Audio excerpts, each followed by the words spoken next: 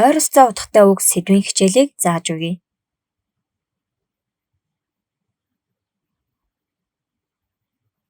Ойролцоо утгатай үг гэдэг нь өөрөөр дуудагдаж, өөрөөр бичигддэгч, утгын хувьд адил төсөөтэй байхыг хэлдэг.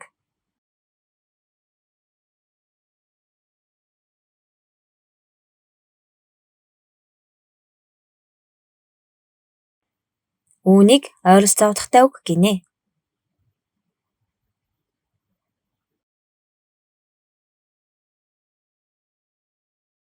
Тогтоогоод аваарай.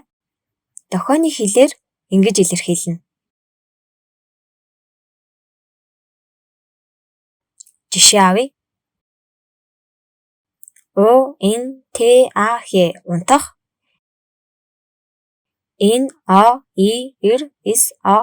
нойрсох гэх хоёр үг өөрөөр бичигддэг.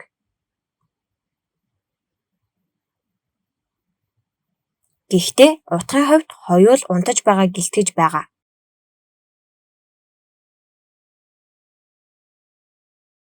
Үүнийг ойролцоо утгатай үг гэж байгаамаа.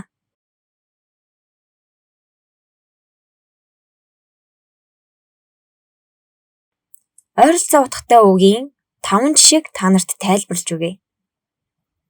Энэ найз. Энэ найз гэсэн утгатай. бас л найз гэсэн утгатай.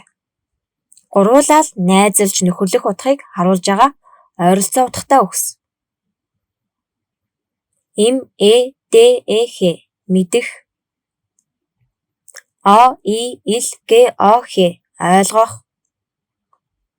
Мэдэх, ойлгох хоёр төсөөтэй утгатай. хэлэх. ярих.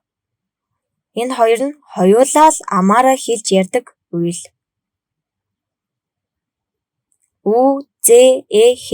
үзэх. харах. удаан харж гөлрөх. Гурвуулаа нүдэрээ юм үзэж харж байна.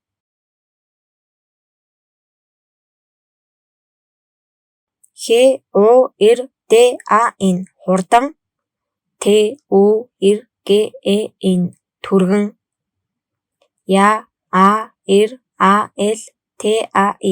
яаралтай.